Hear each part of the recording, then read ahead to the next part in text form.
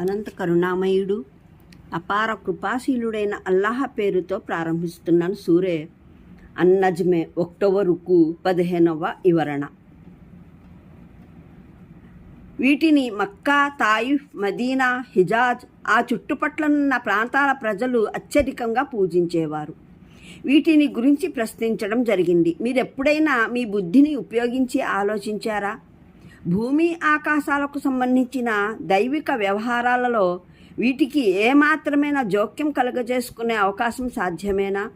లేదా విశ్వప్రభువుతో నిజంగా వీటికి ఏమైనా బంధుత్వం ఉండటం సాధ్యమేనా?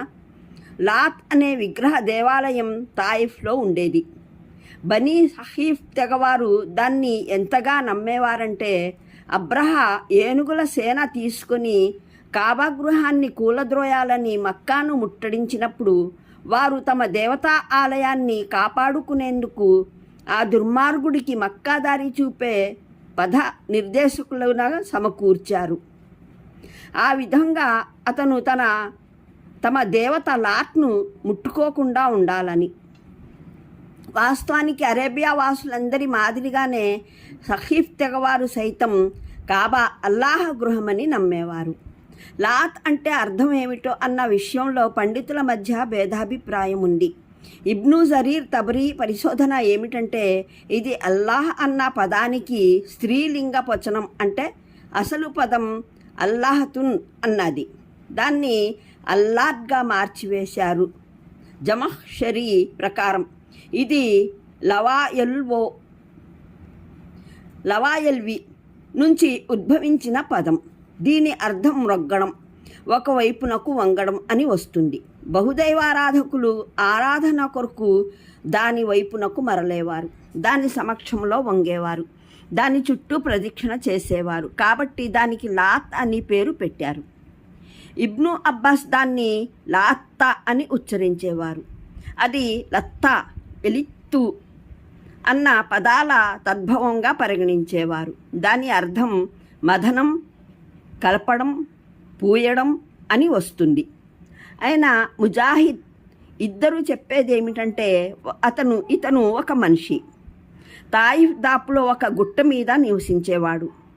హజ్కు వెళ్ళేవారికి సత్తు త్రాగించేవాడు, అన్నం పెట్టేవాడు. అతను మరణించిన తర్వాత జనులు అదే గుట్ట మీద అతని సమాధి కట్టారు. దాన్ని ఆరాధించడం మొదలెట్టారు. కానీ లాత్ అన్న దానికి ఈ వివరణ ఇబ్ను అబ్బాస్, ముజాహిద్ వంటి మహానీయులు చెప్పినప్పటికీ 2 కారణాలుగా స్వీకారయోగ్యం కాదు. ఒకటి, దివ్య ఖురాన్లో అది లాత్ అనే ఉంది, లాత్ అని కాదు. 2, దివ్య ఖురాన్లో ఈ ముగ్గురిని దేవతలుగా పేర్కొనడం జరిగింది. అయితే పై ఉల్లేఖనం ప్రకారం లాత్ పురుషుడే కానీ స్త్రీ కాదు. ఉజ్జా అన్న పదం ఇజ్జత్, గౌరవం నుండి వచ్చింది. దీని భావం గౌరవనీయమైనది అన్నది. ఇది ఖురేష్ ప్రజల ప్రత్యేకమైన దేవత. దీని దేవాలయం మక్కా తాయిఫ్ల మధ్య నఖ్లా లోయలో హూరాజ్ అనే చోట ఉండేది. నఖ్లా ప్రాంతం గురించి వివరాలకు చూడండి ఖురాన్ అవగాహన సంపుటి 7 46 అల్ అహకాఫ్ పాదసూచి 33. బనీ హాషింకు ఒడంబడికదారులైన బనీ షైబాన్ తెగవారు, దాని పీఠాధిపతులు, ఖురేష్ జనులు, ఇతర తెగలవారు దాన్ని దర్శించుకునేవారు. దానికి ముడుపులు చెల్లించుకునేవారు, దానికి బలులు అర్పించుకునేవారు. కాబాకు మాదిరిగానే దానికి హాదీ పశువులు, బలి పశువులు తీసుకుపోయేవారు. అన్ని విగ్రహాలను మించి దాన్ని ఆదరించేవారు.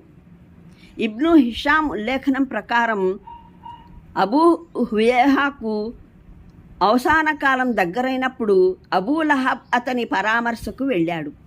అప్పుడు అతను ఏడుస్తూ ఉన్నాడు. అబూ లహబ్ అడిగాడు, అబూ హుయేవా, ఎందుకు ఏడుస్తున్నావు? అంటే, చావు అంటే భయపడుతున్నావా? అది అందరికీ వచ్చేదేగా. దానికి అతను, దేవుని ఒట్టు, నేను చావుకు భయపడి ఏడవటం లేదు. నన్ను పట్టుకున్న ఆవేదన ఏమిటంటే నా మరణానంతరం ఉజ్జాకు పూజ ఎలా జరుగుతుంది అన్నది. అప్పుడు అబూ లహబే, దాని పూజ నీవు బ్రతికుండగా నీ కోసం జరిగేది కాదు, నీ తర్వాత దాన్ని వదలడము జరగదు అని బదులిచ్చాడు. అప్పుడు అబూ ఉహేహ అన్నాడు, ఇక నాకు తృప్తి కలిగింది, నా తర్వాత నా స్థానాన్ని చేపట్టేవాడు ఒకడున్నాడని. మనాత్ దేవాలయం మక్కా మదీనాల మధ్య ఎర్ర సముద్రం తీరాన హుదైద్ ప్రాంతంలో ఉండేది. ప్రత్యేకంగా హుజా, ఔస్, ఖజరస్ తెగలవారు దాన్ని బాగా నమ్మేవారు. దాని జాతర జరిగేది, ప్రదక్షిణ జరిగేది. దానికి ముడుపులు, మొక్కుబడులు అర్పించుకునేవారు, బలులు సమర్పించుకునేవారు. హజ్ కాలంలో హజ్ యాత్రికులు దైవగృహం ప్రదక్షిణ, అరఫాత్, మీనాల సందర్శనం ముగించుకున్న తర్వాత అక్కడి నుండే మనాత్ సందర్శనం కోసం లబ్బైక్ లబ్బైక్ అంటూ నివదించేవారు. మరెవరైతే ఈ రెండవ యాత్రకు సంకల్పించుకుంటారో వారు సఫా మర్వాల మధ్య సయ్యి చేసేవారు కారు.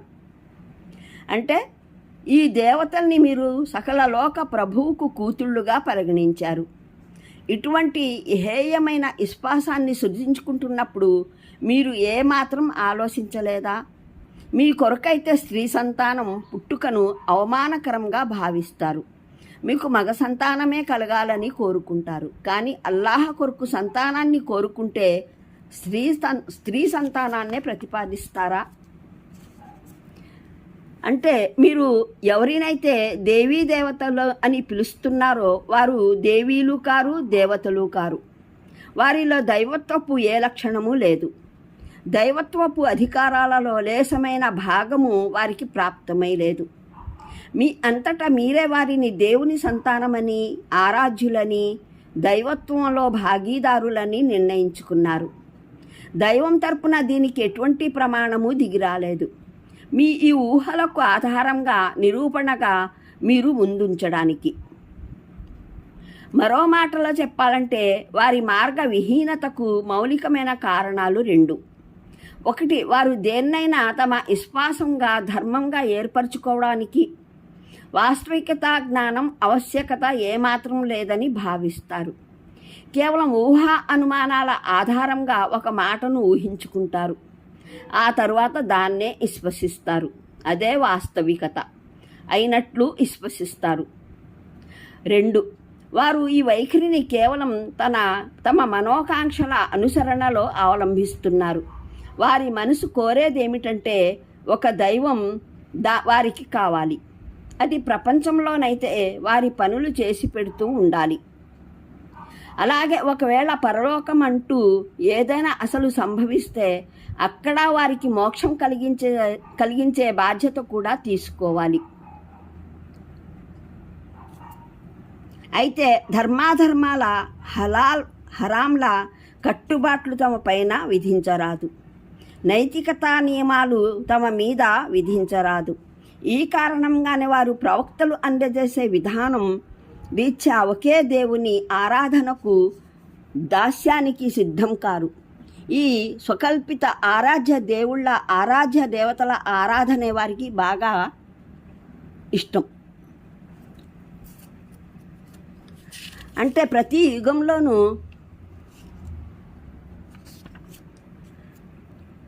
ప్రవక్త సల్లల్లాహు అలైహి వసల్లం ప్రవక్తలే అంటే ప్రతి యుగంలోనూ ప్రవక్తలే అలైహిస్సలాంల పరమోన్నత ప్రభువు అల్లాహ్ పక్షాన ఈ మార్గ విహీనితులైన జనులకు వాస్తవికతను తెలుపుతూ వచ్చారు.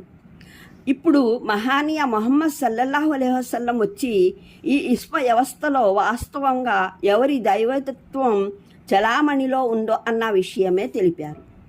ఈ ఆయత్కు రెండవ అర్థం ఇది సాధ్యమే. మానవునికి ఎవరిని ఇష్టపడితే వారిని తన దైవంగా చేసుకునే అధికారం ఉందా? మూడవ అర్థం ఇది కూడా సాధ్యమే. మానవుడు ఆ ఆరాధ్యుల ద్వారా తన కోరికలు నెరవేరాలని పెట్టుకున్న ఆశలు ఎప్పటికైనా నెరవేరగలవా అన్నది. అనంత కరుణామయుడు, అపార కృపాశీలుడైన అల్లాహ్ పేరుతో ప్రారంభిస్తున్నాను. సూరే అన్నజ్మే 1వ రుకు 15వ వివరణ. వీటిని మక్కా, తాయిఫ్, మదీనా, హిజాజ్ ఆ చుట్టుపట్లనున్న ప్రాంతాల ప్రజలు అత్యధికంగా పూజించేవారు. వీటిని గురించి ప్రశ్నించడం జరిగింది. మీరెప్పుడైనా మీ బుద్ధిని ఉపయోగించి ఆలోచించారా?